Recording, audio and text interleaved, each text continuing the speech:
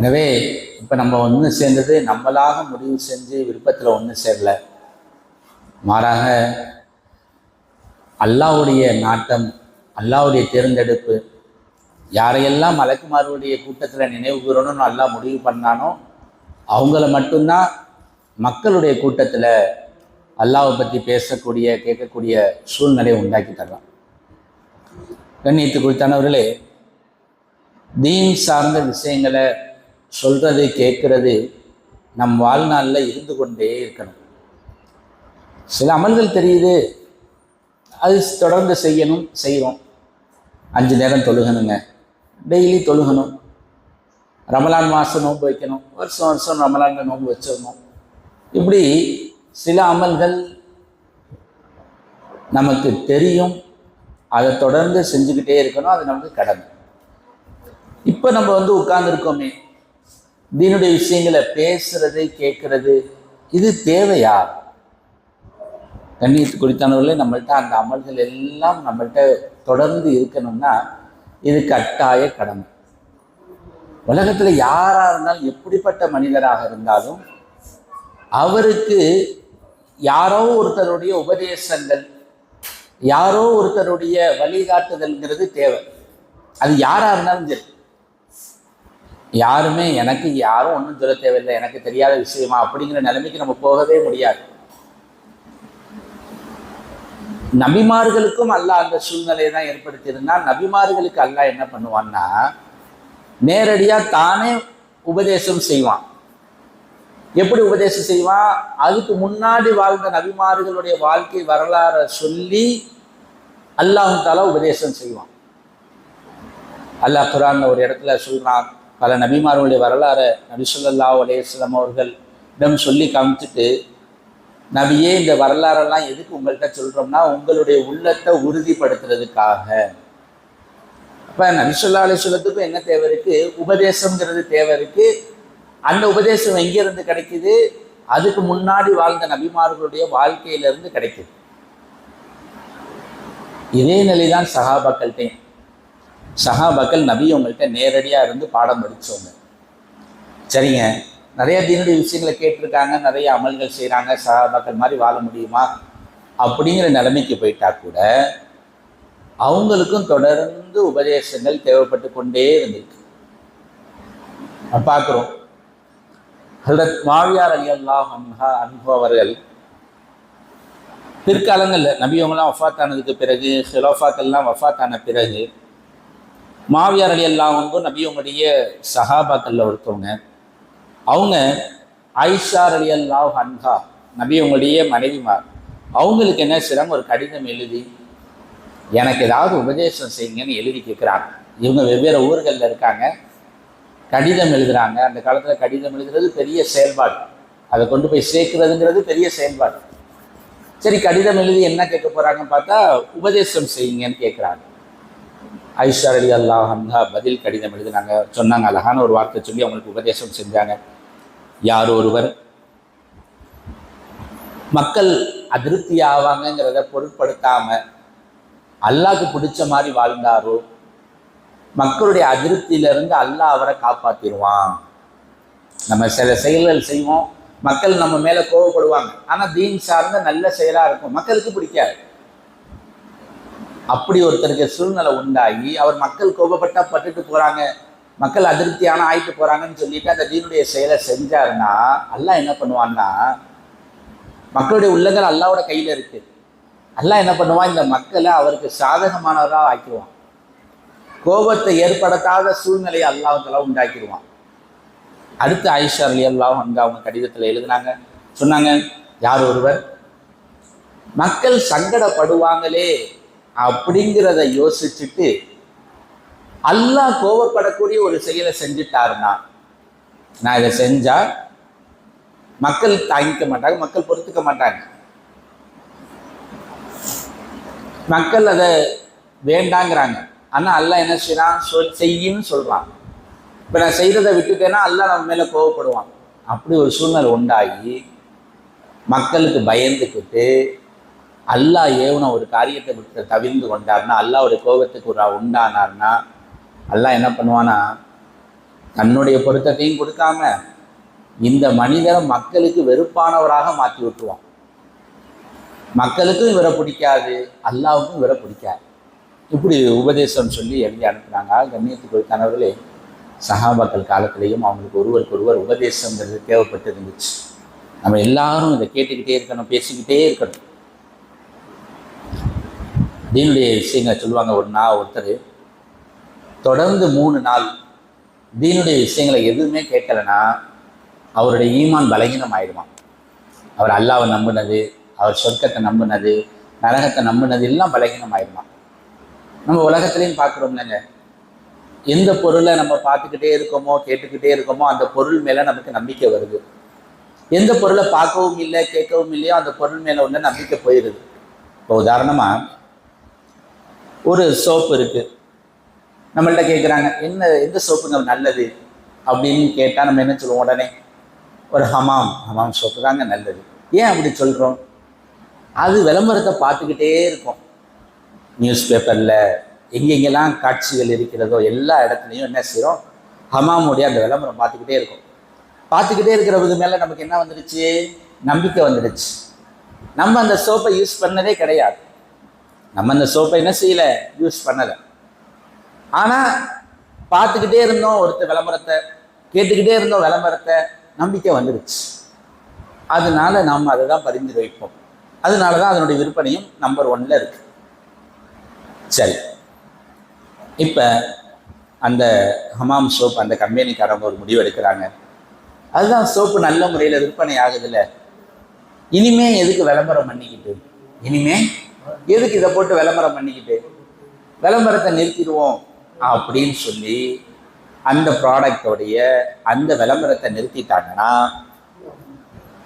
மக்கள் பார்க்கறது குறையும், மக்கள் கேட்கறது குறையும், மக்கள்கிட்ட உள்ள நம்பிக்கை குறைக்கும்.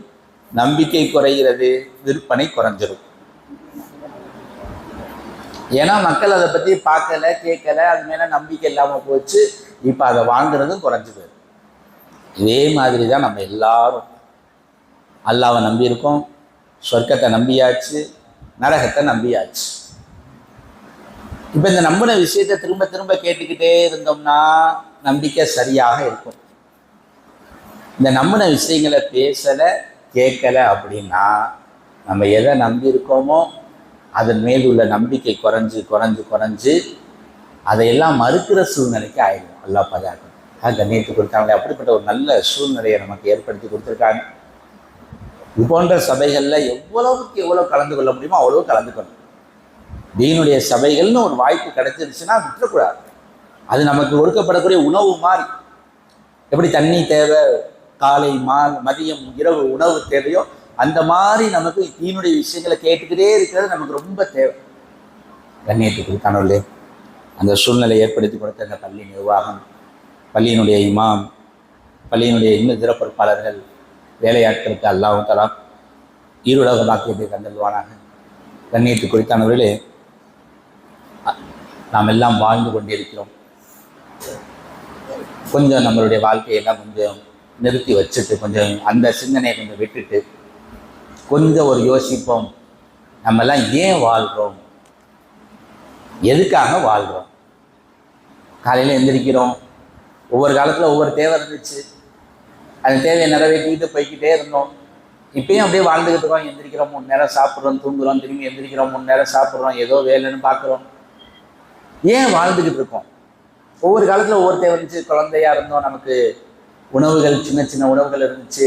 அப்புறம் படிப்பு ஒரு பெரிய கஷ்டமாக ஆணுச்சு, படித்து முடித்தோம். அப்புறம் ஒரு திருமணம், அப்புறம் குழந்தைகள், அப்புறம் அவங்க வளர்க்குறது, அப்புறம் அவங்களுக்கு திருமணம்.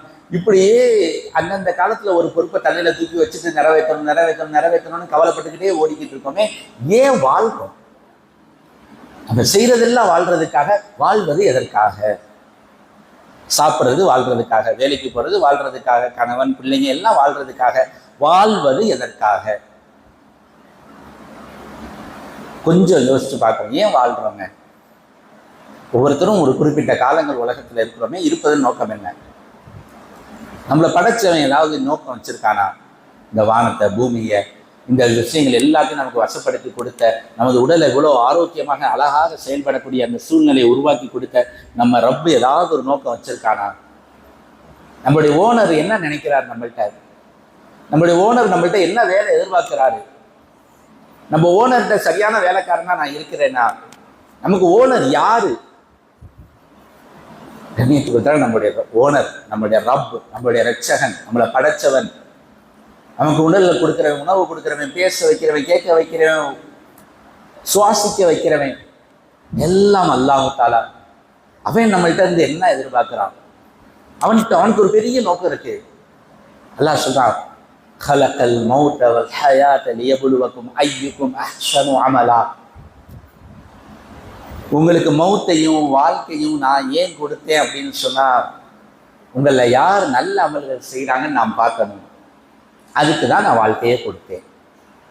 அல்லாஹ் எதுக்கு வாழ்க்கையை கொடுத்தான்? நம்மள யார் அதிகமான நகைகளை வாங்கி கொள்றாங்கன்னு பார்க்கறதுக்கா? அல்லாஹ் ஏன் நமக்கு வாழ்க்கையை கொடுத்தான்? ஒரு நல்ல அழகான வீடு ஒன்று கட்டிடணும், பிளாட் வாங்கி ஒரு இடம் வாங்கி ஒரு 3 சென்ட்ல நல்ல ஒரு வீடு கட்டிடணும். யார் யாரெல்லாம் வீடு கட்டுகிறார்கள் அப்படின்னு பார்க்கறதுக்கா? பிள்ளைகளை படிக்க வச்சு அரசு கவர்மெண்ட் வேலை வாங்கி கொடுத்துடணும், அது யார் செய்யறான்னு பார்க்கறதுக்கு அல்லாஹ் உலகத்துக்கு அனுப்பினானா? கை நிறைய சம்பாதிக்கணும், பிள்ளைகளுக்கு ஜாம்னு கல்யாணம் நடத்திடணும், இதை யார் செய்யறான்னு பார்க்கறதுக்கு அல்லாஹ் உலகத்துக்கு அனுப்பினானா? ஏன் வாழ்றோம்? அல்லாஹ் சொல்றான், உங்களை யார் நல்ல அமல் செஞ்சு மறுமைக்கு உங்களை யார் தயார்படுத்திக்கிறாங்கன்னு பார்க்கறதுக்கு தான் நான் உங்களை உலகத்துக்கு அனுப்பியிருக்கேன். வாழ்க்கையோட நோக்கம் அதுதாங்க. நம்ம எல்லாம் செய்வோம், எதுவுமே செய்யக்கூடாதுன்னு இல்லை. திருமணம் செய்கிறோம், குழந்தைகளை பெற்றுக்கொள்றோம், வளர்க்குறோம், எல்லாம் செய்கிறோம், செய்யணும். ஆனால் நம்மளுடைய டியூட்டி என்ன? அல்லாஹ்வை சந்தோஷப்படுத்துகிற நல் அமல்களை உருவாக்கணும், நல் அமல்களை செய்யணும். இதுதான் நம்மளுடைய டியூட்டி. டியூட்டிங்கிறது வேற, சுய தேவைகள்ங்கிறது வேற. ஒரு போலீஸ் இருக்காரு, அவருக்கு ஒரு 8 மணி நேரம் டியூட்டினா 8 மணி நேரம் அவர் என்ன வேலை செய்வாரோ அந்த வேலை தான் அவருடைய வேலை. அவர் டிராஃபிக்கை சரி செய்கிற வேலை பார்க்கலாம், அல்லது ஒரு கவர்மெண்ட் மீட்டிங்கை பாதுகாப்பு பணி செய்யலாம். இதுதான் அவருடைய டியூட்டி. அந்த டியூட்டிக்கு இடையில சாப்பிடுவார், தண்ணி குடிப்பார், சுய தேவை நிறைவேற்றுவார். இதெல்லாம் அதிகப்படியான. அது மாதிரி நமக்கு ஒரு டியூட்டி இருக்கு, அல்லாஹ்வை சந்தோஷப்படுத்துறது, அல்லாஹ் என்ன கட்டளை ஏவிருக்கானோ அந்த கட்டளைகளை நிறைவேற்றுறது, இது நம்மளுடைய டியூட்டி. இடையில இருக்கக்கூடிய மற்ற விஷயங்கள் எல்லாம் நம்முடைய சுய தேவைகள். அது சும்மா தன்னுடைய சுய தேவைக்காக காலை மாலை காலை கடன் போற மாதிரியானது மற்றொன்றானதுலாம். கண்ணியத்தை கொடுத்தாங்க. இதை நாம் வேலை உலக வாழ்க்கையை பெருசா நினைச்சிடக்கூடாது. உலக வாழ்க்கையை நம்முடைய லட்சியமா ஆக்கிடக்கூடாது. உலகத்தோட சந்தோஷத்தை போதும்னு முடிவு பண்ணிடக்கூடாது. உலகத்துக்கு பின்னாடி ஒரு வாழ்க்கை இருக்குங்கிறத மறந்துடக்கூடாது, மறுத்துடக்கூடாது. கண்டிப்பா இருக்கு. மொத்த போனா அப்படியே அழிஞ்சிட மாட்டோம். கண்டிப்பா அல்லாஹ் எழுப்புவோம். அல்லாஹ்வால கண்டிப்பா எழுப்ப முடியும். அல்லாஹ் குர்ஆன்ல சொல்றான். காஃபிர்கள் கேட்டாங்க, மண்ணோட மண்ணா ஆயிருச்சுன்னா எப்படி எழுப்ப முடியும்னு கேட்டாங்க. யா அல்லாஹ், நாங்கள் தான் கபூர்ல வச்சு மண்ணோட மண்ணாயிருவோமே, எப்படி எழுப்ப முடியும்? அல்லாஹ் சொன்னா, உங்களை முதல்ல உருவாக்குனேனே, அதனால என்னால முடியும்டா. எப்படி அல்லாஹ் முதல்ல உருவாக்குனா? நாம் எதுவுமே இல்லாம இருந்தோம். இன்னைக்கு நமக்கு 30 வயசு இருக்கலாம், 50 வயசு இருக்கலாம், 45 வயசு இருக்கலாம். ஒரு 45 வயசுக்காரர் கொஞ்சம் யோசிச்சு பாருங்க, ஒரு 47 வருஷத்துக்கு முன்னாடி எங்க இருந்தீங்க? யாராவது சொல்ல முடியுமா? எனக்கு 31 வயசு. ஒரு 35 வருஷத்துக்கு முன்னாடி நான் எங்க இருந்தேன்? தாயினுடைய கருவறை. அதுக்கு முன்னாடி எதுவுமே இல்லாம இருந்தேன். அல்லாஹ் குர்ஆன்ல சொன்னான், ஹல் அதா அலல் இன்சான் ஹீனுன் மினத் தஹ்ரி லம் யகுன் ஷைஅம் மذ்கூரா. மனிதனிடம் இப்படிப்பட்ட ஒரு நாள் வரலையா? அவன் ஒரு சொல்லப்படக்கூடிய ஒரு பொருளாகவே இல்லையே. இன்னைக்கு நான் ஒரு பொருள், இன்னைக்கு எனக்கு ஒரு பேர் இருக்கு, இன்னைக்கு எனக்கு ஒரு வெயிட் இருக்கு, இன்னைக்கு எனக்கு ஒரு ஹைட் இருக்கு, இன்னைக்கு எனக்கு ஒரு தொழில் இருக்கு, இன்னைக்கு எனக்கு வாகனம் இருக்கு, இன்னைக்கு எனக்கு ஆடை இருக்கு, இதெல்லாம் இன்னைக்கு இருக்கு. ஒரு 35 வருஷத்துக்கு முன்னாடி நானே இல்லை. ஒரு 50 வருஷத்துக்கு முன்னாடி நம்மளே இல்லை. ஒரு 100 வருஷத்துக்கு முன்னாடி இப்ப யாரெல்லாம் இருக்கிறோமோ நம்ம யாருமே இல்லை. எங்க இருந்தோமே தெரியல, எங்கேயுமே இல்லை. ஆனா இன்னைக்கு இருக்கோமா? இதே மாதிரி நல்ல மனசுல பதிய வச்சுக்கணும். கபருக்குள்ள போன உடனே நம்ம என்ன ஆகும் நமக்கே தெரியாது, முழுமையாக அரிக்கப்பட்டு விடுவோம். முழுமையாக அரிக்கப்பட்ட பின்னாடி மண்ணோட மண்ணா மக்கி போன பின்னாடி திரும்பி இதே உடலோட இதே அமைப்போட இதே மாதிரி அல்லாவால எழுப்ப முடியும். இல்லாத நம்மளை உருவாக்குன அல்லாஹ் இருக்கிற நம்மளை அழிச்சிட்டு மீண்டும் உருவாக்க முடியும். உருவாக்குவான், சத்தியமாக உருவாக்குவான். கண்ணியத்தை கொடுத்தாங்களே, அதுக்கு பின்னாடி உள்ள வாழ்க்கை தான் நிரந்தரமான வாழ்க்கை. இந்த உலக வாழ்க்கை ரொம்ப குறுகியது. சொல்றாங்க, இந்த உலகத்துல நம்ம எத்தனை நாள் வாழ போறோம் ஒரு கணக்கு பண்ணி பார்ப்போமா? இந்த உலகத்துல நான் எவ்வளவு நாள் வாழ போறேன்? ஒரு மாசத்துல 30 நாள் 31 நாள் டக்கு டக்குன்னு போகுது. இதெல்லாம் பார்த்துக்கிட்டு தான் இருக்கும். 2025 இப்பதான் வந்துச்சு. 2025 முடிகிற சூழ்நிலைக்கு போயிடுச்சு. இப்ப நான் உலகத்துல எவ்வளவு நாள் வாழ போறேன் சொன்னாங்க. ஒரு மனுஷன் உலகத்துல 100 வயசு வரைக்கும் வாழ்ந்தால், நம்ம 100 வயசு வரைக்கும் வாழ்றது வாய்ப்பு இல்லை. 70 நமக்கு கேரண்டி இல்லை. 60 70 வாய்ப்பு இல்லை தான். சரி, 70 அதிகபட்சம், 80 அதிகபட்சம். நம்ம ஒரு பேச்சுக்கு வச்சுக்குவோம், நம்ம இந்த உலகத்தில் எவ்வளோ நாள் வாழ போகிறோம்? 100 வருஷம் இருந்தால், வாய்ப்புகள் கம்மி இருந்தால் நம்ம எவ்வளோ நாள் தெரியுமா இருக்க போகிறோம் இந்த உலகத்தில்? நாளில் கணக்கு பண்ணி பார்த்தோம்னா 36,500 நாட்கள் தான். இந்த உலகத்தில் மொத்தமாக நம்ம வாழ போகிற நாட்களின் எண்ணிக்கை என்ன? 36,500. ஒரு வருஷத்துக்கு 365 நாள். அப்படியே 365 100 பெருக்குங்க. 100 வயசு வாழ்ந்தோம்னா 36,500. இந்த 36,500 நாள்ல நமக்கு முடிஞ்சு போன நாளை கழிச்சோம்னா, 15,000 20,000 நாள் கழியா போச்சு. 10,000 நாள் ஓடி போச்சு, 15,000 நாள் ஓடி போச்சு. மிச்சம் இருக்கிறது 10,000 நாளோ 20,000 நாள் தான் நம்ம வாழ போறோம். நம்மளுடைய வாழ்க்கையில இன்னும் 20,000 நாள் வாழ்வோம், அவ்வளவுதான் அதிகபட்சம், ரொம்ப அதிகபட்சம். அதுக்கு பின்னாடி பேசின நானும் இருக்க மாட்டேன், கேட்ட நீங்களும் இருக்க போறதில்லை. ரொம்ப குறுகிய காலம்தான் நம்மளுடைய வாழ்க்கை. இதுல உள்ள சந்தோஷம் நிம்மதினா நிரந்தரம் இல்லை.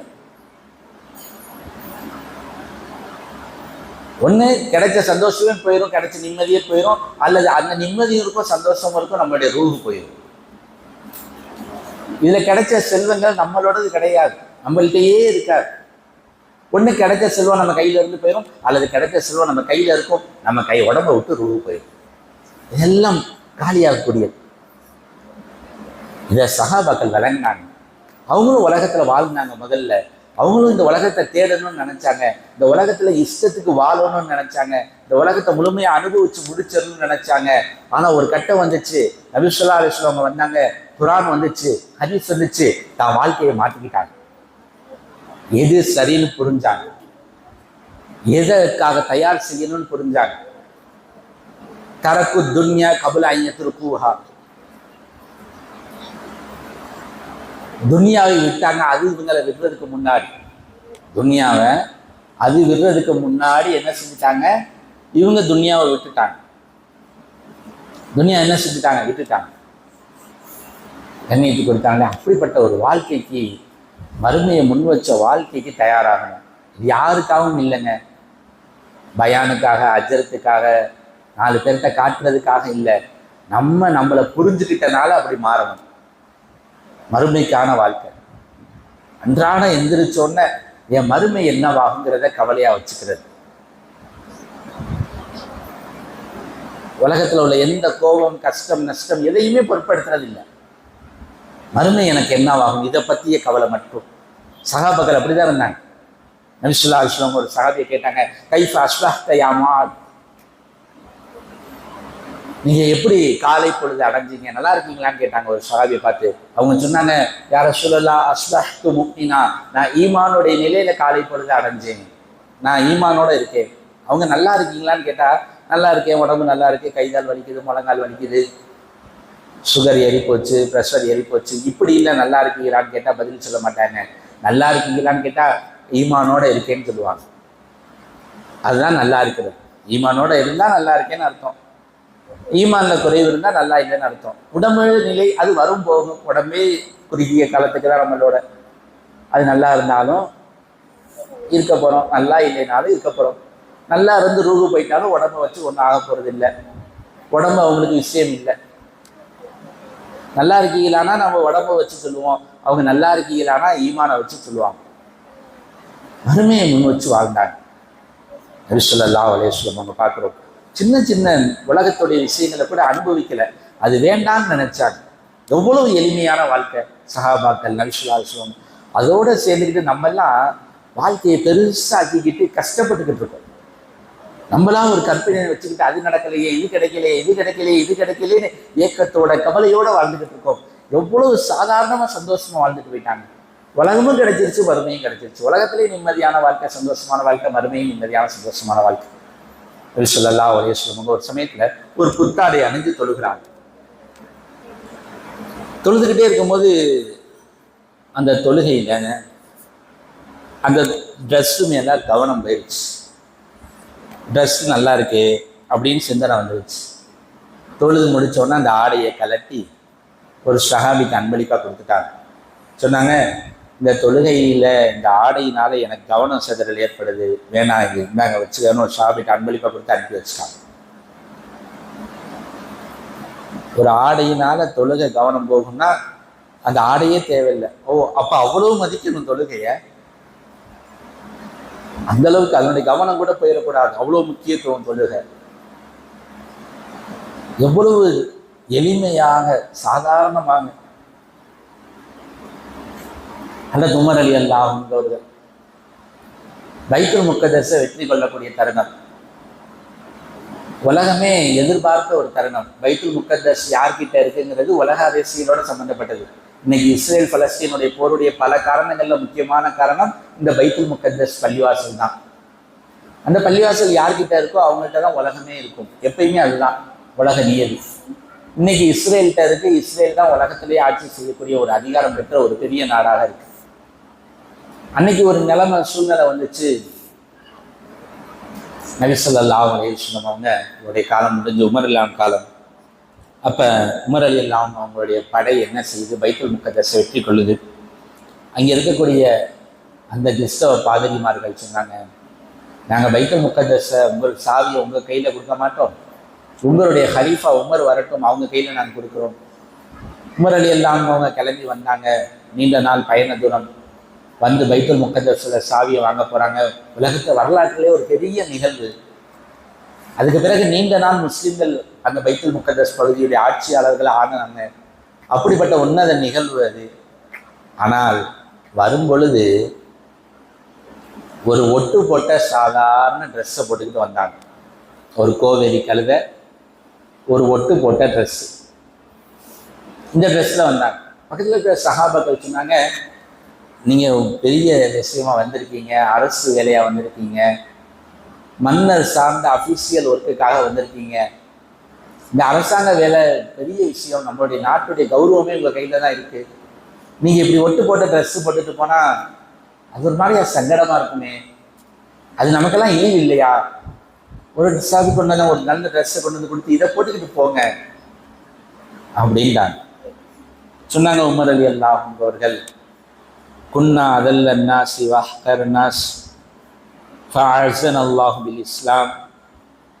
நாங்கள் மக்கள்லே ரொம்ப இழிவானவர்களாக, கேவலமானவர்களாக நாங்கள் ஒரு காலத்தில் இருந்தோம். முழு உலகமும் அரபு மக்களை இழிவாக பார்த்துக்கிட்டு இருந்துச்சு.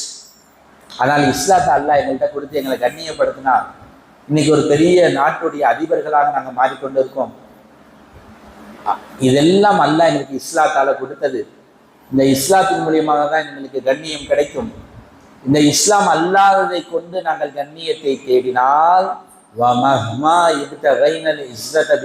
இஸ்லாம் அதல்லன் அல்லாஹ், இஸ்லாம் அல்லாத காரியங்களை கொண்டு நாங்கள் கண்ணியத்தை தேடினால் அல்லாஹ் எங்களை இழிவாக்கிடுவான். இந்த ட்ரெஸ்ஸை கொண்டு கண்ணியம் கிடையாது, இந்த ட்ரெஸ் வேணாம் மறுத்தாங்க. அவ்வளவு கவனம். ஒரு சாதாரண ஆடையில் எவ்வளவு எச்சரிக்கை. ஏன்னா எல்லாம் வறுமை சார்ந்த சிந்தனை தான். வாழ்க்கைனா வாழ்க்கை தான், வறுமை வாழ்க்கை தான். சொல்லுவாங்க, அல்லாஹும்ம லா ஐஷ இல்லா ஐஷுல் ஆஹிரா, யா அல்லாஹ், வாழ்க்கை என்பது இல்லை மறுமையுடைய வாழ்க்கையை தவிர அப்படிம்பாங்க. அந்த அளவுக்கு மறுமையை முன் வச்சு வாழ்ந்தாங்க. அதுக்கு பின்னாடி வாழ்ந்த தாபியங்களுடைய வாழ்க்கை எப்படி இருந்துச்சு? அதே மாதிரி. உமர் இப்னு அப்துல் அஜீஸ் ரஹ்மத்துல்லாஹி அலைஹி ஒரு பெரிய தாபியங்கள்ல ஒருத்தவங்க, இஸ்லாமிய ஆட்சியாளர். 2 வருஷம் தான் இஸ்லாமிய ஹலீஃபாவாக இருந்தாங்க. ஆனால் உலகத்தில் பல நல்ல மாற்றங்களை உருவாக்குனாங்க இஸ்லாமிய ஆட்சியில். அதுக்கு முன்னாடி நடந்த சின்ன சின்ன ஊழல்கள் எல்லாத்தையும் சரி பண்ணாங்க. ஒரு சிறந்த ஆட்சியாளர், உமரே சானின்னு சொல்லுவாங்க, 2வது உமர் அப்படிங்கிற அளவுக்கு புகழ்ந்த ஆட்சியாளர். அவ்வளோ பெரிய ஆட்சியாளர் எவ்வளோ எளிமையாக வாழ்ந்தாங்கன்னு பார்க்குறோம். சொன்னாங்க அவங்க மகனுக்கு ஒரு சமயத்தில் ட்ரெஸ்ஸு ஆடை கிழிஞ்சு போச்சு. அந்த காலத்தில் ஒரு ட்ரெஸ்ஸு 2 ட்ரெஸ்ஸு தான் இருக்கும். ஒரு ஆடை கிழிஞ்சு போச்சுன்னா பெரிய சிரமம் தான். இப்போ வந்து சொன்னாங்க, மகன் அத்தா கிட்ட, ஆட்சியாளர்கிட்ட வந்து கேட்குறாங்க, அதிபர்கிட்ட வந்து கேட்குறாங்க, அத்தா இந்த மாதிரி என்னோட ட்ரெஸ்ஸு கிழிஞ்சு போச்சுட்டா அப்படிங்கிறாங்க. மகனுக்கு என்ன ஆசை? நம்ம அத்தா புது ட்ரெஸ் வாங்கி கொடுத்துருவாங்க அப்படிங்கிற ஆசையில் வந்து கேட்குறாங்க. அப்போ மகனார்கிட்ட அத்தா சொல்கிறாங்க, இந்த மாதிரி புது ட்ரெஸ் கிழிஞ்சிருச்சாத்தா, தச்சுக்கங்க, தச்சு போட்டுருங்க அப்படின்ட்டாங்க. சரி, அப்புறம் தச்சாங்க. தச்சு கொஞ்ச நாள் போட்டாங்க. திரும்பவும் கிழிய ஆரம்பிச்சிச்சு. எவ்வளோ நாள் தான் தாங்கும்? திரும்பி கிழிஞ்சிச்சு. திரும்பி வந்தாங்க, அதான் இந்த மாதிரி திரும்பி கிழிஞ்சிருச்சுக்கா. சரியா, அப்போ இன்னொரு புது ட்ரெஸ் வாங்கிக்கலாம், இந்த கடைக்கு போங்க, நீங்கள் போய் ட்ரெஸ்ஸு கேளுங்க, அவங்க ட்ரெஸ்ஸு தருவாங்க, அப்புறம் காசு கொடுத்துக்கலாம், போங்க அப்படின்னு அனுப்பி வச்சுட்டாங்க. நேராக அந்த கடைக்கு போகிறாங்க. போயிட்டு ஆட்சியாளருடைய மகன், அதிபருடைய மகன், கலீஃபாவுடைய மகன் போய் ட்ரெஸ்ஸு கேட்குறாங்க. கடையில் இருக்கக்கூடிய ஓனர் ட்ரெஸ்ஸை எடுத்துகிட்டு வர்றாரு, துணி எடுத்துகிட்டு வர்றாரு. ரொம்ப சாதாரண துணி, ஏழைகள் வாங்கக்கூடிய சாதாரண துணியை கொண்டு வந்து கொடுக்குறாங்க. பார்த்துட்டு மகனுக்கு ஒரே ஆச்சரியம், என்னப்பா நான் அதிபரோட மகன், கலீஃபாவுடைய மகன், ஒன்றும் இல்லாத சாதாரண துணியை போய் என்கிட்ட கொடுக்குறீங்களே. அப்போ அந்த கடை ஓனர் சொன்னார், இல்லைப்பா அவங்க அத்தா இப்படி தான் கொடுக்க சொன்னார். உங்கள் அத்தா என்ன சொல்லியிருக்காங்க, எங்கள் குடும்பத்திலேருந்து யார் ட்ரெஸ்ஸு வாங்க வந்தாலும் ஏழைகளுக்கு கொடுக்கக்கூடிய சாதாரண ட்ரெஸ்ஸை தான் நீங்கள் கொடுக்கணும் அப்படின்னு உங்கள் அத்தா சொல்லியிருக்காரு. அதனால தான் நான் என்ன செய்கிறேன், இப்படி கொடுக்குறேன். பெரிய ஆட்சியாளர், நினைச்சா எப்படி வேணாலும் வாழலாம். ஆனால் நம் சாதாரண விஷயங்கள், ட்ரெஸ்ஸில் அவ்வளோ கவனம் வேணாம். எதுக்கு அந்த உயர்ந்த ஆடை வேணாம், ஒதுக்குனாங்க. இன்னொரு சமயம், அவங்க ஆட்சியாளராக இருந்தப்பதான் ஒரு ரமலானுடைய நேரம், ரமலான் மாசத்துல இந்த அவங்களுடைய குழந்தைகள் சிறு குழந்தைகளாக இருந்த தருணம். அவங்களுக்கு ரமலான்ல அந்த ஆட்சியாளருடைய நிலைமை, ரமலான்ல புது ட்ரெஸ் எடுக்கிறதுக்கு காசு இல்லை கையில். புது ட்ரெஸ் எடுக்கிறதுக்கு கையில் என்ன இல்லைங்க, காசு இல்லை. அப்போ மனைவி வந்து சொல்கிறாங்க, இந்த மாதிரி நம்மளுடைய வீதியில் எல்லா சின்ன சின்ன பிள்ளைகளும் அவங்களுடைய புது ரமலானுடைய ட்ரெஸ்ஸுகளை ஒருத்தவங்களுக்கு காட்டி சந்தோஷப்படுறாங்க. நம்மள்கிட்ட என்ன இல்லை, நம்ம பிள்ளைகளுக்கிட்ட இன்னும் ட்ரெஸ் எடுக்கலை, பெருநாவும் நெருங்கிக்கிட்டே வருது, என்ன செய்கிறது கேட்டாங்க. இப்போ ஆட்சியாளர் உமர் இப்னு அப்துல் அஜீஸ் அன்சாரி அவங்களுக்கு அரசாங்கத்திலிருந்து மாதம் மாதம் குறைவான பணம் சம்பளமாக கொடுக்கப்படும். அரசு வேலை பார்க்குறதுக்கு அவங்களுக்கு சம்பளம் கொடுக்கப்படும். இப்போ நான் வேணால் இங்கே நம்ம அரசாங்கத்துடைய கணக்காளர்கிட்ட போயிட்டு இந்த மாதத்துடைய சம்பளத்தை முன்கூட்டி கேட்டு வாங்கிட்டு வர்றேன் அப்படின்னு சொல்லி போகிறாங்க. போனாங்க, கேட்டாங்க, இந்த மாதிரி பெருநா வருது, நான் ட்ரெஸ் எடுக்கணும். ஆட்சியாளர் கணக்காளர்கிட்ட கேட்குறாங்க. ஆட்சியாளர் கேட்கணும்னு தேவையில்லை, ஆனாலும் ஒரு முறை ஒரு பேணுதல் கேட்குறாங்க, எனக்கு காசு கொடுங்க, ஒன்றும் தர வேணாம், புதுசாக தர வேணாம், எனக்கு மாத சம்பளத்தை மட்டும் முன்கூட்டி கொடுங்க, வேற ஒன்றும் தர வேணாம் சொன்னாங்க அந்த கணக்காளர். அது எப்படி நான் மாதம் முடிகிறதுக்கு முன்னாடி சம்பளத்தை தர முடியும்? நீங்கள் இந்த ஒரு வருஷம், இந்த ஒரு மாதம் முழுக்க வேலை பார்ப்பீங்கன்னு என்ன நம்பிக்கை இருக்குது? இந்த ஒரு மாதம் முழுக்க நீங்கள் ஹயாத்தாக இருப்பீங்கன்னு நீங்கள் எழுதி கொடுங்க. ஒரு மாதம் முழுக்க நீங்கள் ஹயாத்தாக இருந்து வேலை பார்ப்பேன்னு எனக்கு எழுதி கொடுங்க, நான் அப்போ தரேன். உமர் இப்னு அப்துல் அஜீஸ் அன்சாரி அவங்களுக்கு புரிஞ்சிருச்சு இது எப்படி நடக்கும். ஒரு மாதத்துக்கு என்ன கேரண்டி இருக்குது? வேலை பார்க்கறதுக்கு என்ன கேரண்டி இருக்குது? ஒன்றும் சொல்ல முடியாது. நாளைக்கு உயிரோட இருப்போமான்னு சொல்ல முடியாது. எப்படி கொடுக்க முடியும்? மாட்டேன் வேண்டான்னு சொல்லிட்டு வந்துட்டாங்க. வீட்டில் வந்து மனைவிட்டையும் சொன்னாங்க, மனைவியும் அதை ஏற்றுக்கொண்டாங்க, புரிந்து கொண்டாங்க. கண்ணியத்து கொடுத்தாங்களே. நம்ம இங்கே இதை யோசிக்கிறோம். எவ்வளவு பேணுதலாக இருந்திருக்காங்க, எவ்வளவு எச்சரிக்கையாக இருந்திருக்காங்க. நாம் உலகத்தை தேடி தேடி தேடி தேடி இன்னும் வேணும், இன்னும் வேணும், இன்னும் வேணும்னு எவ்வளவு வேகமாக போய்கொண்டு இருக்கோம். நம்முடைய உலக ஆசைகளை எவ்வளவு நகைச்சு வச்சுக்கிட்டு இருக்கோம். எவ்வளவோ உலகத்துல சாதாரண நிலையில இருந்தோம். இன்னைக்கு அல்லாஹ் எவ்வளவோ நல்லா வச்சிருக்கான். நமக்கு அல்லாஹ்க்கு நன்றி செலுத்தணும்னு தோணுதா? ஒரு காலத்துல இதை விட கஷ்டப்பட்டுக்கிட்டு இருந்தோம். நம்முடைய உணவுகள் ரொம்ப சாதாரணமா இருந்துச்சு. நம்முடைய பொருளாதாரத்துல ரொம்ப பின்னாடி இருந்தோம். ஒரு 10 வருஷத்துக்கு முன்னாடி, 20 வருஷத்துக்கு முன்னாடி யோசிச்சு பாருங்க. இன்னைக்கு எவ்வளவோ மாறி நல்ல நிலையில வந்திருக்கிறோம். உண்மையிலேயே நடந்திருக்கு. ஆனா இப்பயாவது சந்தோஷமா இருக்கமா? இல்லை. இப்பயும் வேணும், இப்பயும் அது வேணும், இது வேணும், நகை வேலை ஏறி போச்சு, கவலை. 1 லட்ச ரூபா ஆயிடுச்சு. ஒரு பவுனு 1 லட்ச ரூபா ஆயிடுச்சு. என்ன செய்யறது? அப்படியா இருந்தாலும் வாங்குவோம். 1 லட்சம் தானே ஆயிருக்கு, வாங்குவோம். இன்னும் இறக்கும், இன்னும் வாங்குவோம். ஆசைகள் வளர்த்துக்கிட்டே இருக்கும். கண்ணியத்துக்கு கொடுத்தானவர்களே, மறுமையை முன் வச்சு வாழ்ந்தாங்க. உலகமும் நிம்மதியா இருந்துச்சு, மறுமையிலே வெற்றி அடைஞ்சாங்க. சஹாபாக்களுடைய வாழ்க்கையில எவ்வளவு நிகழ்வுகள்.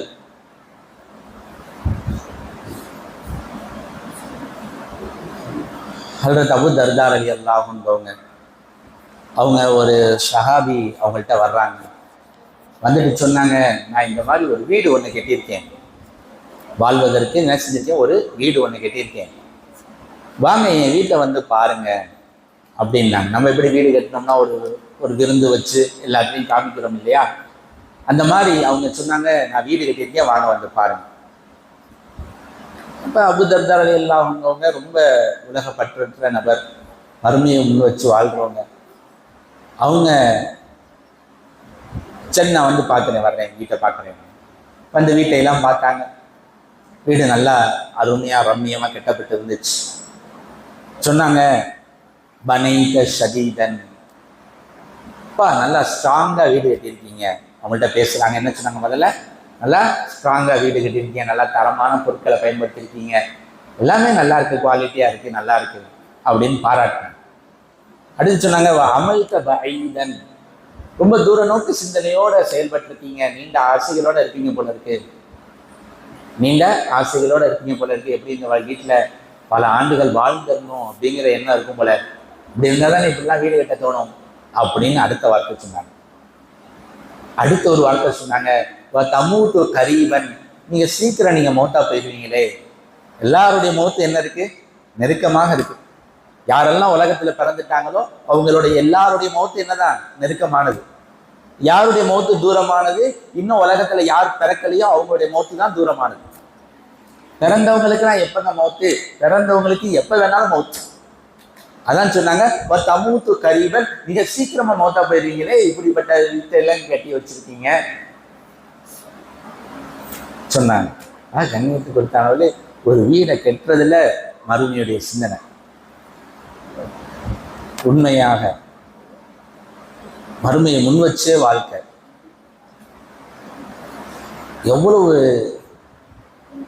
எவ்வளவு மறுமையுடைய சிந்தனையிலே. ஒரு நேரம் நபி ஸல்லல்லாஹு அலைஹி வஸல்லம் அவங்க சஹாபாக்களோட உட்கார்ந்து இருக்கிறாங்க.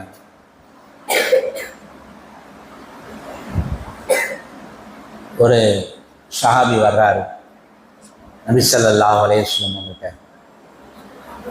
யா ரசூலல்லாஹ்,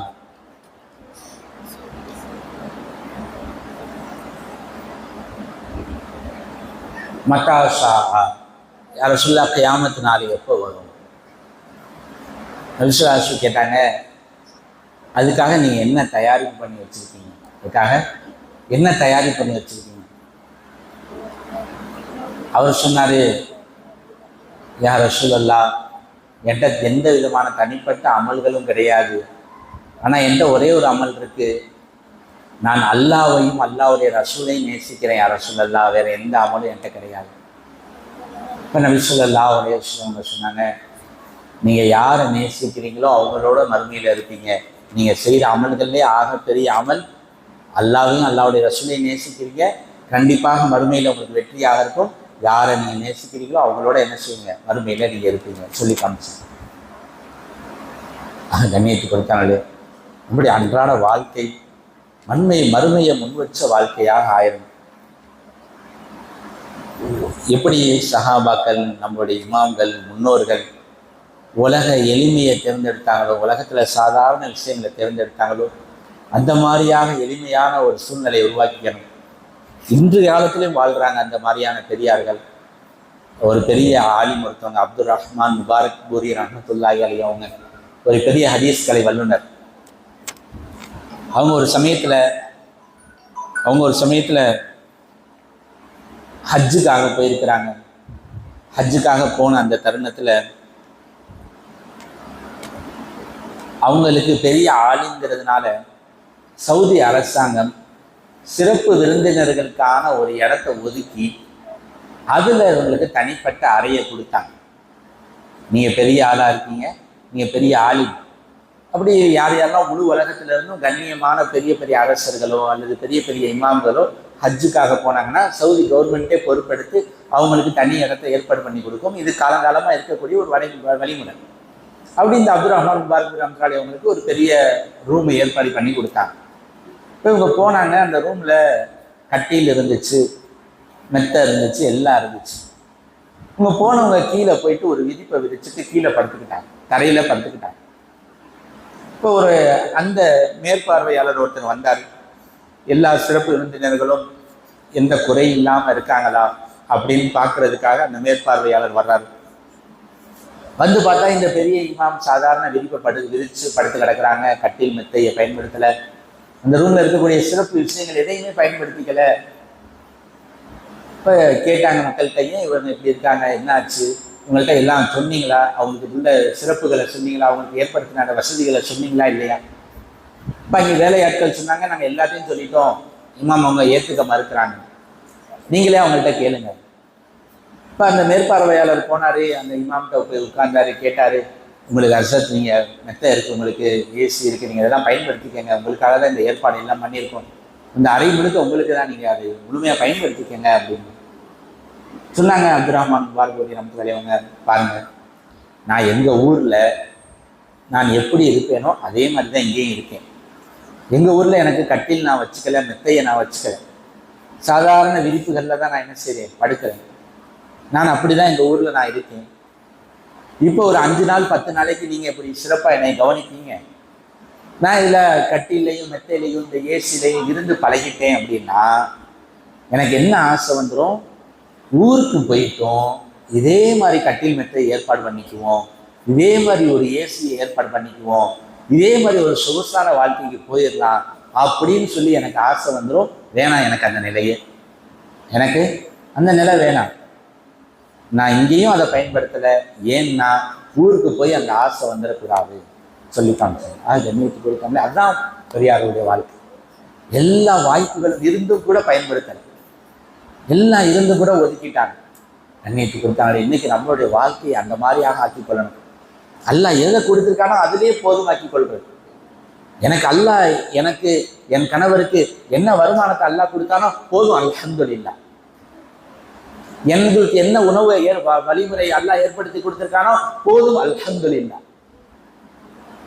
நான் 3 நேரம் சாப்பிட்றேன்னா போதும், அல்ஹம்துலில்லாஹ்.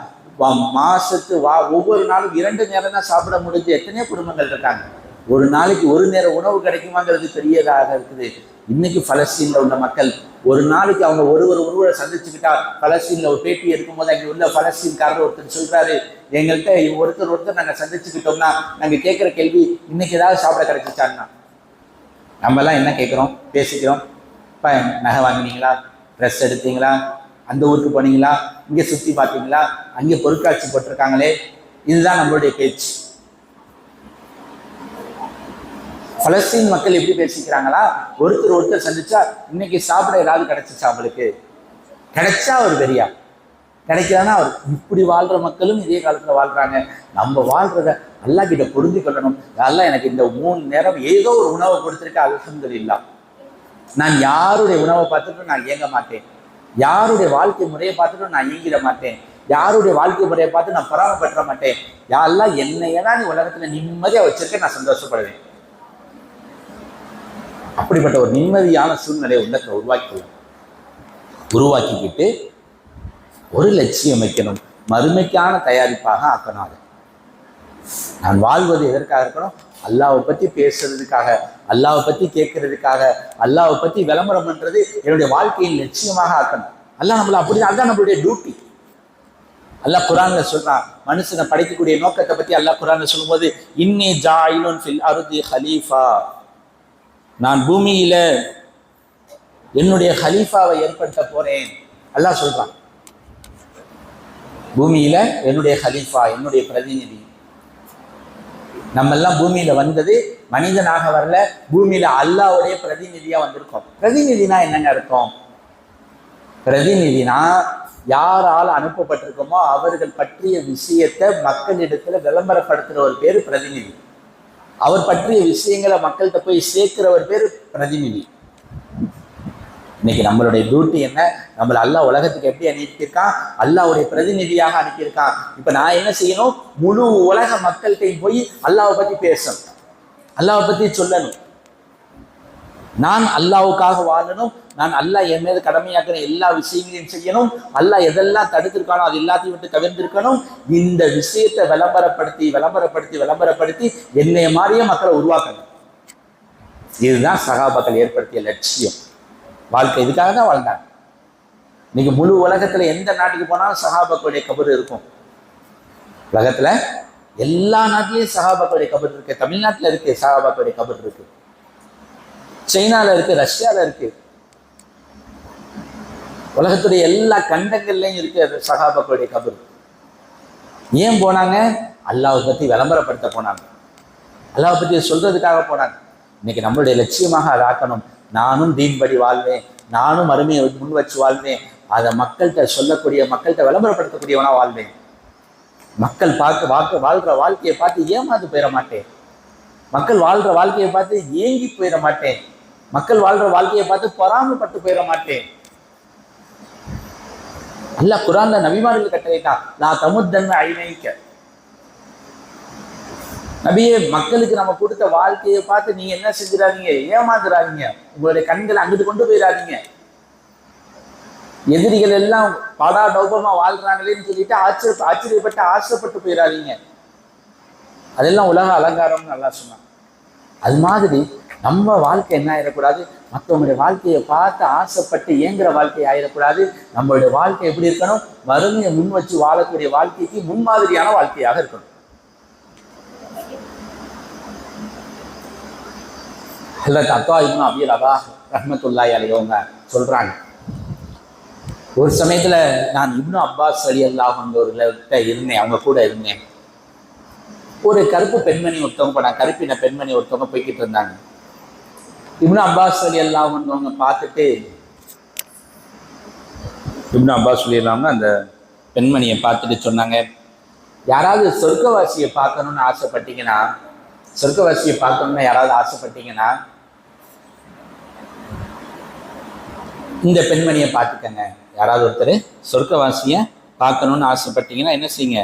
இந்த பெண்மணியை பார்த்துக்கங்க அப்படின்னு சொன்னாங்க. கண்ணியத்துக்கு அப்ப ஏன் இந்த கருப்பு பெண்மணி என்ன அப்படி என்ன பார்க்க ஒன்றும் பெருசா தெரியலையே, இவங்களை சொர்க்கவாசிங்கிறாங்களே இப்னு அப்பாஸ் அவங்க அப்படின்னு சொல்லி அவங்களுக்கு சந்தேகம். அத்தா இப்னு அபீ ரபாஹ் ரஹ்மத்துல்லாஹி அலைஹி அவங்க கேட்குறாங்க, ஏன் அவங்க பெண்மணி யார் அவங்க அப்படின்னு. அப்போ சொன்னாங்க, இந்த பெண்மணி நபியவங்க காலத்தில் ஒரு தடவை நாங்கள்லாம் நபியவங்களோட இருக்கும்போது வந்திருந்தாங்க ஒரு நாள் ஒரு சபையில். இப்னு அப்பாஸ் நானும் அங்கே இருந்தேன். இந்த பெண்மணி வந்தாங்க, வந்துட்டு சொன்னாங்க, யா ரசூலல்லாஹ், எனக்கு ஒரு விதமான உடல் மனநிலை பாதிப்பு உண்டாகும், அதாவது காக்கா வலிப்பு போன்ற ஒரு நோய் உண்டாகும். காக்கா வலிப்புனா நமக்கு தெரியும், அதாவது தன்னிலை மறந்து கை கால்களை உதறக்கூடிய ஒரு சூழ்நிலை உண்டாகும். அது ஒரு விதமான நோய். இப்போ அல்லாஹ் பாதுகாக்கணும், பல நபர்கள் அது அந்த மாதிரியான நோய்கள் சற்று குறைவாக ஆயிடுச்சு, அல்லாஹ் பாதுகாக்கணும். அது மாதிரியான ஒரு நோய் அவங்கள்ட்ட வந்துச்சு. அவங்க சொன்னாங்க, அந்த பெண்மணி, யா ரசூலல்லாஹ், எனக்கு இப்படி ஒரு நோய் இருக்கு யா ரசூலல்லாஹ், நான் ரோட்டில் போய்கிட்டு இருக்கேன், நான் வெளியூர் போகிறேன், எங்கேயாவது போகிறேன் வர்றேன், திடீர்னு காக்கா வலிப்பு மாதிரி எனக்கு வந்துடுது, நான் கை கால்களை உதற ஆரம்பிச்சிடுறேன், யாரை சொல்லலாம், என் அல்லா கிட்ட துவா செய்யுங்க, எனக்கு இந்த நோய் போகணும் யாரை சொல்லலாம் அப்படின்னு. இப்போ நபியவங்க துவா செஞ்சுருக்கலாம். ஆனால் அந்த பெண்மணியை அல்லாஹ் சோதனையை ஏற்படுத்தி அந்த சோதனைக்கு பகரமாக அல்லாஹ் சொர்க்கத்தை நடுக்கணும்னு நாடி இருக்கான். இப்போ நபியவங்க சொன்னாங்க அந்த பெண்மணிட்ட, அம்மா நான் துவா செய்ய தயாருமா, துவா செஞ்சால் அல்லாவும் கபூல் ஆக்கிடுவான், உங்களுக்கு அந்த நோய் போயிருமா, அதில் எந்த மாற்று கருத்தும் இல்லை. பட் ஆனால் உங்களுக்கு ஒரு வாய்ப்பு கொடுக்குறேன். ஒன்று, நான் உங்களுக்காக துவா செய்கிறேன், உங்களுக்கு இந்த நோய் சரியாயிடும். ரெண்டாவது வாய்ப்பு என்ன அப்படின்னா, நான் இதற்காக துவா செய்ய மாட்டேன், இதற்கு பகரமாக அல்லாஹ் உங்களுக்கு சொர்க்கத்தை கொடுப்பான். இந்த நோயை பொருந்திக்கங்க, வாழ்நாள் முழுக்க இருந்தாலும் சரி இந்த நோயை என்ன செஞ்சுக்கங்க, பொருந்தி கொள்ளுங்கள். அல்லாஹ் என்ன செய்வான், உங்களுக்கு சொர்க்கத்தை தருவாங்க. சபருக்காக, அந்த பொறுமைக்காக அல்லாஹ் சொர்க்கத்தை தருவாங்க. இப்போ ரெண்டில் எந்த சாய்ஸை நீங்கள் எடுத்துக்கிறீங்க? இந்த பெண்மணி யோசிக்கவே இல்லை, சாதாரணமாக சொன்னாங்க, யாரை சொல்லல, எனக்கு சொர்க்கம் தான் வேணும், இந்த நோய் தானே இருந்துட்டு போகுது, நோய் எனக்கு சங்கடம் தான், எனக்கு கவலை தான், நோய் இல்லாமல் வாழணும்னு ஆசை தான், ஆனால் இதை பொறுமையாக இருந்தால் சொர்க்கம் கிடைக்குமா, அப்படி கிடைக்கிறாருன்னா நோய் பரவாயில்லை, நான் நோயோடு இருந்துக்கிறேன் யாரை சொல்லலாம், பரவாயில்ல, நீங்கள் நோய் போகணும்னா துவா செய்வேன்னா எனக்கு சொர்க்கம் கிடைக்கணும் யாரை சொல்லலாம். சரி, அடுத்து அந்த பெண்மணி ஒரு கோரிக்கை வச்சாங்க, உண்மையிலே யோசிக்க வேண்டிய ஒரு அழகான கோரிக்கை. யாரை சொல்லலாம், அந்த மாதிரி காக்கா வலிப்பு எனக்கு வந்துச்சுன்னா, அந்த மாதிரி உடல்நிலை ஆணுச்சுன்னா, அந்த மாதிரி கை கால்கள் இழுத்து கொண்டால் எனக்கு என்ன ஆகுதுன்னா, சாலையில் போகிறேன் அப்படி நடந்து போயிருது, அப்போ என் ட்ரெஸ்ஸு நான் கீழே விழுந்து கை கால்களை உதறேன், என் ட்ரெஸ்ஸு அலங்கோலமாக இல்லை யாரை சொல்லலாம், ட்ரெஸ்ஸு விளைகிறது யாரை சொல்லலாம், ரோட்டில் அந்நிய ஆண்கள் போவாங்க வருவாங்க, அது எனக்கு ரொம்ப சங்கடமாக இருக்குது யாரை சொல்லலாம், அந்த மாதிரி ஒரு சூழ்நிலை உண்டாகக்கூடாது, அதுக்கு துவா செய்யுங்க யாரை சொல்லலாம். அப்போ நபி ஸல்லல்லாஹு அலைஹி வஸல்லம் சொன்னாங்க, சரி நான் அதுக்கு வேணா நான் என்ன செய்யறேமா, துவா செய்கிறேன், உங்களுக்கு அந்த மாதிரி என்ன செய்யாது, நடக்காது. இப்போ அந்த பெண்மணியோடைய யோசனைகளை பார்க்குறோம். ரெண்டு படிப்பினைங்க இந்த வரலாறு, இந்த சம்பவத்தில். முதல் படிப்பினை என்னன்னா, இந்த நோயோடு இருந்தாலும் பரவாயில்ல, சொர்க்கம் கிடைக்கணும் அப்படின்னு அந்த நோயை ஏற்றுக்கிட்டது. அது சாதாரண காரியம் இல்லை. ஒரு நோய் வந்தால் தான் தெரியும். ஒரு சின்ன காய்ச்சல் வந்தால் கூட எந்த டாக்டர்கிட்ட போயாவது சரியாக்கிடணும்னு தோன்றுவது. நோயை தாங்க முடியாத ஒன்று, இவ்வளோ பெரிய நோய் இருக்குது, பரவாயில்ல அதை தாங்கிக்கலாம், சொர்க்கம் கிடைக்கணும்னு அந்த சொர்க்கத்து மேலே உள்ள நம்பிக்கை, ஆசை. அதை விட ஒரு முக்கியமானது, அந்த நோயால் பாதிக்கப்பட்டு கை கால்கள் இழுத்து கொள்ளக்கூடிய அந்த சூழ்நிலையில தான் உடம்புக்குள்ளார எவ்வளவு வலி உண்டாகுங்கிறத யோசிக்காம அந்த நேரத்தில் கொஞ்சம் ஆடை விலகுமேன்னு யோசிக்கிறது. ஒரு பெண் எப்படி யோசிக்கணுங்கிறதுக்கான ஒரு பெரிய வழிகாட்டுதல். முடியாம போனா கூட என் ஆடை விலகிடக்கூடாது. எங்க நல்லா இருக்கும்போது ஆடையை பாதுகாத்துக்கிறது அது மனித இயல்பு, அது ஒரு பெண் செய்வாள், அது வெட்கத்தின் அடையாளம், வெட்கத்தின் ஆதாரம். உயிரோடு இருக்கும்போது நல்லா இருக்கும்போது மறைச்சிக்கணும்னு நினைக்கிறது. ஒரு நோயில பாதிக்கப்பட்டாச்சு, என்ன நடக்குது எங்க இருக்கோம்னே தெரியல, கடினமான நோய். அப்ப நோயுடைய வலி போகணும்னு கேட்கல, அந்த நேரத்தில் அந்த ஆடை விளைகிடக்கூடாது, அந்நிய ஆண்களுடைய பார்வையில நான் தவறுதலாக தெரிஞ்சிடக்கூடாது அப்படிங்கிற பயம். ஒரு பெண்ணு அப்படிதாங்க இருக்கு. எப்படிப்பட்ட சூழ்நிலையிலையும் தன்னுடைய பர்தாவை பேணிக்கொள்ளணும். இன்னைக்கு நான் இந்த பெண்ணோட ஒப்பிட்டு பார்த்து என்னுடைய பர்தாவுடைய சூழ்நிலையை நான் எந்த அளவுக்கு நான் வச்சிருக்கிறேன். நான் இப்ப பர்தாவுடைய சூழ்நிலையில தான் இருக்கிறேன். ஒரு திருமணத்துக்கு போனா அந்த திருமணத்துல எல்லாரோடையும் சேர்ந்து உட்கார்ந்து இருக்கும் போது, அந்த திருமணத்துல பந்தியில சாப்பிடுற சமயத்துல என்னுடைய பர்தா, என்னுடைய நோஸ்பீஸ் எப்படி இருக்கு? நான் எப்போதும் பர்தாவோட தான் இருக்கிறேன். நான் சுற்றுலா தலத்துக்கு போயிட்டா என்னுடைய சூழ்நிலை, நான் எப்போதும் பர்தாவோட தானே இருக்கேன். நான் சொந்தக்காரவங்களுடைய வீட்டுக்கு விசேஷத்துக்கு போயிட்டா அங்கே பேசுறது, நான் யார் யார்கிட்ட பேசுறேன், யார் யார் என்கிட்ட பேச்சு கொடுக்குறாங்க, நான் பேசும்போது இவங்களோட பேசுனது ஹலால் ஹராம் யோசிக்கிறேனா இல்லையா, அந்நிய ஆண்கள் வர்றாங்க, நான் பேசிக்கிட்டு இருக்கேன், தேவை ஏற்படுது நான் பேசுறேன், ஆனா ஹலால் ஹராம் யோசிச்சு இருக்கேனா, ஆனா நான் பர்தாவோட இருக்கேன், ஆனால் நான் பர்தாவோட இருக்கேன். பர்தானா என்ன? அன்னைக்கு கொடுத்தாங்களே ஒரு நோயில ஒரு இக்கட்டான சூழ்நிலையில கூட ஆடை விலகக்கூடாதுன்னு இவ்வளவு யோசிச்சாங்கன்னா நம்மளுடைய திருமணங்கள்ல, நம்மளுடைய வீட்டு விசேஷங்கள்ல, நம்மளுடைய பரிதான எவ்வளவு கவனமா நம்ம இருக்கணும். இது நம்மளுடைய அடையாளம். இதுதான் மொத்த இஸ்லாத்தினுடைய அடையாளம். நம்ம கையில இருக்கிற அந்த பர்தா எவ்வளவு பேணப்படுதோ அந்த அளவு இஸ்லாம் கண்ணியமாக இருக்கும். பர்தா எவ்வளவு விளக்கப்படுதோ அந்த அளவுக்கு இஸ்லாத்துடைய கண்ணியம் விலகி போயிடும். கண்ணியத்துக்கு போயிட்டாங்களே அந்த ஒரு பெரிய படிப்பினை எடுத்துக்கொள்ளணும். நம்முடைய வாழ்க்கைய மறுமையை முன்வச்ச வாழ்க்கையாக ஆக்கிக் கொள்ளணும். அல்லாஹ்வினுடைய பிரதிநிதியாக இருக்கணும். தீனுக்கான முன்மாதிரியாக ஆயிரணும். தீன்னா எப்படியா இந்த உங்க வாழ்வாங்களேப்பா அதுதான்ப்பா தீன்னா, அதுதான்ப்பா இஸ்லாம். இஸ்லாம்ங்கிறது குரானுக்கு பேர் இல்லை, ஹதீஸ்க்கு பேர் இல்லை, பள்ளிவாசலோட பேர் இல்லை. இஸ்லாம்ங்கிறது நம்மளுடைய வாழ்க்கை முறை. நம்ம எல்லாம் இஸ்லாம் படி வாழ்ந்தா இஸ்லாம் நல்லா இருக்குன்னு அர்த்தம். நம்ம எல்லாம் இஸ்லாம் படி வாழலன்னா இஸ்லாம் அழிஞ்சு போச்சுன்னு அர்த்தம். நம்ம சொல்லிக்கலாம், உலகத்துல 52 இஸ்லாமிய நாடுகள் இருக்கு, முஸ்லிம்கள் எல்லாம் செல்வந்தர்களா இருக்காங்க, நம்ம ஊர்ல உள்ள பள்ளிவாசல்கள் எல்லாம் பெரிதாக கட்டப்பட்டு இருக்கு, இஸ்லாம் நல்லா இருக்கு. கிடையாது. நாம் இஸ்லாமிய சட்டத்திட்டங்களை பேணி நடந்துகிட்டு இருந்தா இஸ்லாம் நல்லா இருக்குன்னு அர்த்தம். நாம் இஸ்லாமிய சட்டங்களை கண்டுகொள்ளாம விட்டுட்டோம்னா இஸ்லாம் அழிஞ்சு போச்சுன்னு அர்த்தம். இஸ்லாம் நாடுகளோட எண்ணிக்கை கிடையாது, இஸ்லாம் பள்ளிவாசல்களின் எண்ணிக்கை கிடையாது. கண்ணியத்து கொடுத்தாங்களே அப்படிப்பட்ட ஒரு பெரிய பொறுப்பு நம்ம கையில இருக்கு. அதோட சேர்த்து நாம் குடும்பத்துடைய ராணிகள் நம்மள்கிட்ட ஒரு அடுத்த வழித்தோன்றல்கள் ஒப்படைக்கப்பட்டிருக்காங்க. நம்மளுடைய கணவன், நம்மளுடைய பிள்ளைகள், இந்த உலகத்துக்கு சந்ததிகளை கொடுக்கறதுக்காக, இந்த உலகத்துக்கு பிரதிநிதிகளை கொடுக்கறதுக்குரிய பொறுப்பு நம்மள்கிட்ட இருக்கு. நாம் 2 குழந்தைகளை பெற்று எடுத்திருக்கோம், நாம் 3 குழந்தைகளை பெற்று எடுத்திருக்கிறோம்னா இது ஏதோ சாதாரண நிகழ்வு இல்லை. ஒரு 3 பிரதிநிதியை உலகத்துக்கு கொடுக்க போறோம். நான் எப்படி கொடுக்க போறேன்? என் குழந்தைய நல்லா வளர்த்து நல்ல நபராக நான் சமூகத்திட்ட கொடுத்தேன்னா எனக்கும் அது நல்ல பேரு, மொத்த முஸ்லிம்களுக்கும் நல்ல பேர் கிடைக்கும். அல்லாஹ் பாதுகாக்கணும். என் குழந்தையுடைய வளர்ப்பை நான் கவனிக்காம விட்டுட்டேன், என் குழந்தையுடைய ஒழுக்க கேட நான் கவனிக்காம விட்டுட்டேன், நான் போய் என் சமூகத்திட்ட நான் அப்படி கொடுத்தேன் அப்படின்னு சொன்னா எனக்கு மட்டும் கெட்ட பேர் இல்லை, என் பிள்ளைக்கு மட்டும் கெட்ட பேர் இல்லை, மொத்த இஸ்லாமியத்துக்கும் கெட்ட பேர். அப்படித்தானே பார்க்குறாங்க மக்கள்.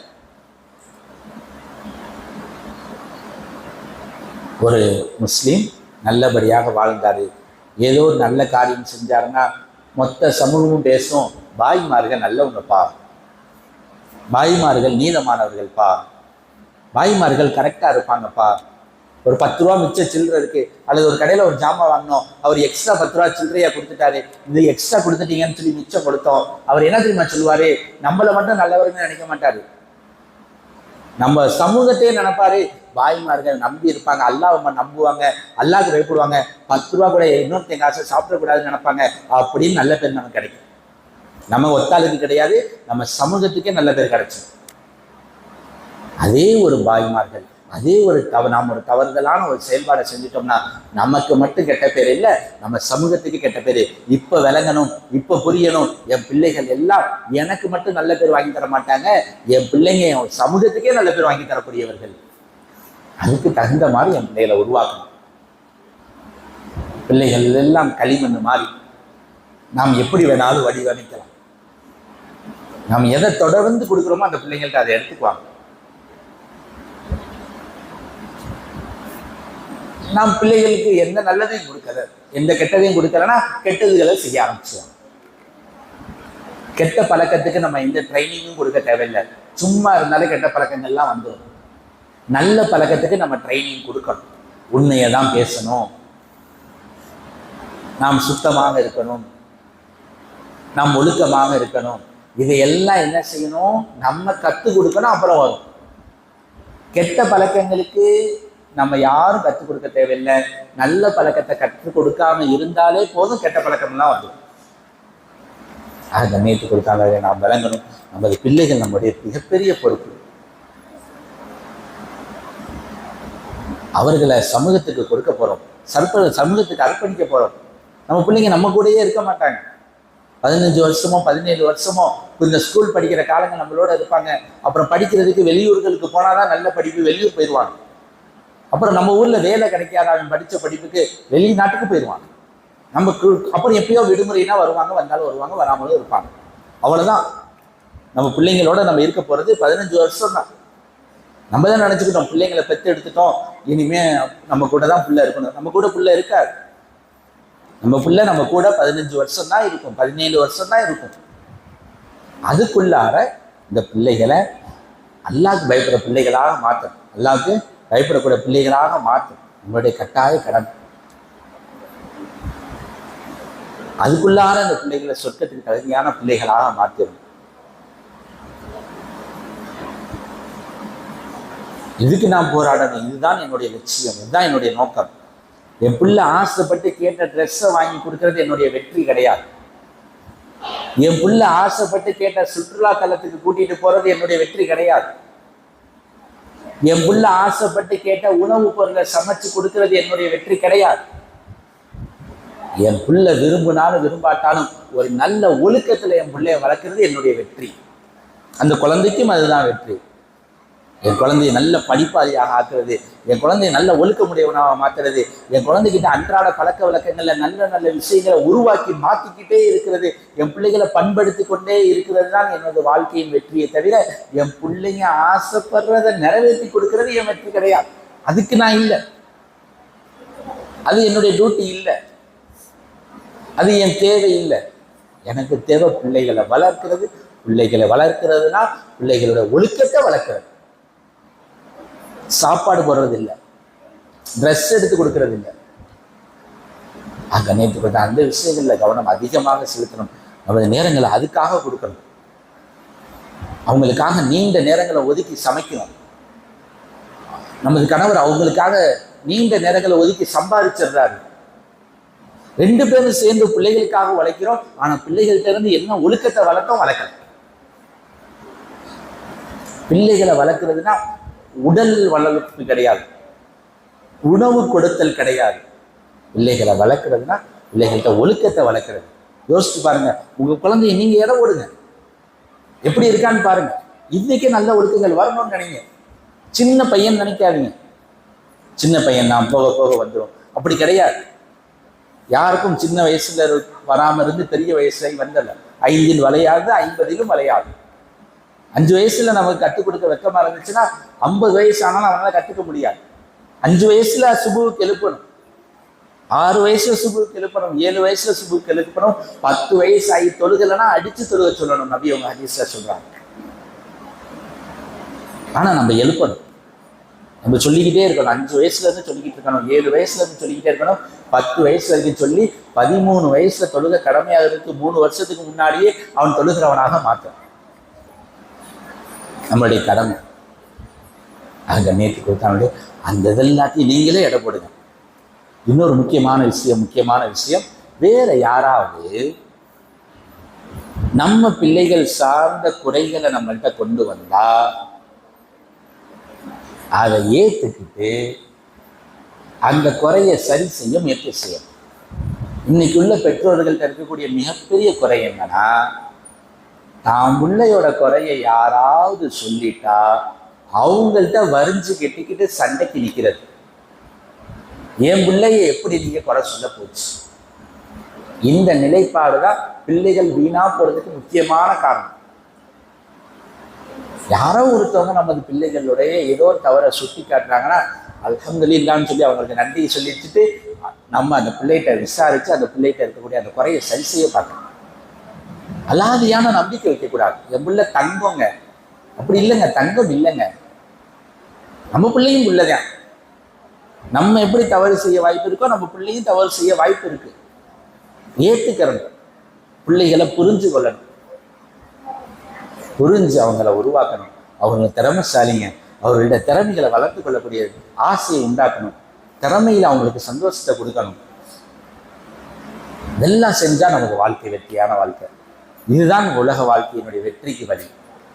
நாம் சம்பாதிச்ச பொருட்களோ, நம்ம சேர்த்து வச்ச செல்வங்களோ, நம்ம எதெல்லாம் உலகத்தில் ஆசைப்பட்டுக்கிட்டு இருக்கோமோ அதெல்லாம் அடைகிறது இல்லை உலக வாழ்க்கை. அல்லாஹ்வுக்கு கட்டுப்பட்டு வாழ்றது, மறுமையை முன் வச்சு வாழ்றது, அல்லாஹ்வுடைய பிரதிநிதியாக வாழ்றது, பிள்ளைகளை சொர்க்கத்துக்கு தகுதியான குழந்தைகளாக உருவாக்குறது. இந்த 4 அஜெண்டாக்கள், இந்த 4 விஷயங்கள் தான் வாழ்க்கை.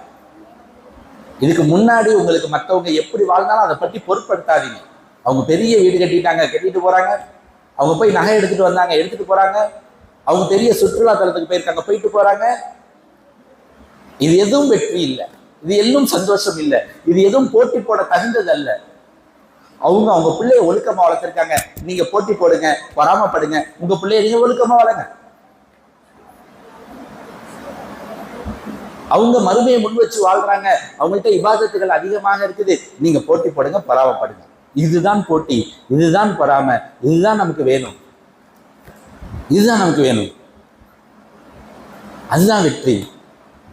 கண்ணியத்துக்கு கொடுத்தாங்க. அப்படிப்பட்ட ஒரு உன்னத நிலையை நம்ம இடத்துல ஏற்படுத்தி கொள்ளணும். இந்த சொல்லப்பட்ட இந்த விஷயங்களை, இந்த 4 அஜெண்டாக்கள், இந்த விஷயங்களை முன் வச்சு நம்மளுடைய வாழ்க்கையை அமைக்கணும். இதை நம்மளுடைய வாழ்க்கையின் குறிக்கோள்களாக ஆக்கிக்கொள்ளணும். அல்லாஹ் தஆலா ஒரு அற்புதமான ஒரு சூழ்நிலையை, தீனுடைய விஷயங்களை கேட்க பேசக்கூடிய ஒரு உன்னத சூழ்நிலையை அல்லாஹ் ஏற்படுத்தி கொடுத்தான். இந்த ஏற்பாடுகளை செஞ்ச நிர்வாகத்துக்கு நான் எனது நன்றியை தெரிவித்துக் கொள்கிறேன். அல்லாஹ் தஆலா அவர்களுக்கு மென்மேலும் இது மாதிரியான பல தீனுடைய ஹிதமத்துகள் செய்யக்கூடிய பாக்கியை தந்துள்வானாக. அடுத்ததாக பள்ளியினுடைய இமாம் அவர்களுடைய ஒரு பெரும் முயற்சி இருக்குது. அல்ஹம்துலில்லாஹ். அவர்களுக்கும் இது போன்ற தீனுடைய காரியங்களை தொடர்ந்து மிக நேர்த்தியாக செய்யக்கூடிய ஒரு சூழ்நிலை அல்லாஹ் தஆலா ஆக்கி அருள்வானாக. கண்ணியத்து குறித்தானவர்களே, இது மாதிரியான நிகழ்வு இன்ஷா அல்லாஹ் வரக்கூடிய மாதங்களில் ஒவ்வொரு மாதமும் நடக்கும். இன்ஷா அல்லாஹ் நமக்கு எப்பெல்லாம் இது சார்ந்த அழைப்புகள் கொடுக்கப்படுதோ அந்த நேரத்தில் முறையாக வந்து முழுமையாக கலந்து கொள்வது. இதே மாதிரி இன்னைக்கு ஒரு குறிப்பிட்ட எண்ணிக்கையில் பெண்கள் நம்ம வந்திருக்கோம். வரக்கூடிய வாரங்களில் இன்னும் அதிகமான பெண்கள் வந்து கலக்கக்கூடிய சூழ்நிலையை உண்டாக்குறது. நம்ம வந்த ஒவ்வொருத்தவங்களும் ஒருத்தவங்க ஒரு 5 பேருக்கு பொறுப்பெடுத்துக்கிறாரு. இங்கே வராத ஒரு 5 பேரை பொறுப்பெடுத்து அவங்கள கூட்டிட்டு வர்றது, அவங்களுக்கு தகவலை எட்டி வைக்கிறது, அவர்கள் அதை பற்றி கேட்கக்கூடிய ஒரு சூழ்நிலையை உண்டாக்கி கொடுக்கிறது. இதெல்லாம் செஞ்சுட்டோம் அல்ஹம்துலில்லாஹ். நம்ம மஹல்லால, நமது பகுதிகளில் தீனுடைய விஷயங்கள் வளர்ச்சிக்கு பெரிய ஒரு காரணமாக ஆயிடும். இல்லாமல் அல்லாஹ் தஆலா எந்த விஷயங்களை சொன்னோமோ கேட்டோமோ அதன்படி வாழக்கூடிய பாக்கியத்தை உங்களுக்கும் எனக்கும் தந்தல்வானாக. வாஹிர் தாவானா அல்ஹம்துலில்லாஹி ரப்பில் ஆலமீன்.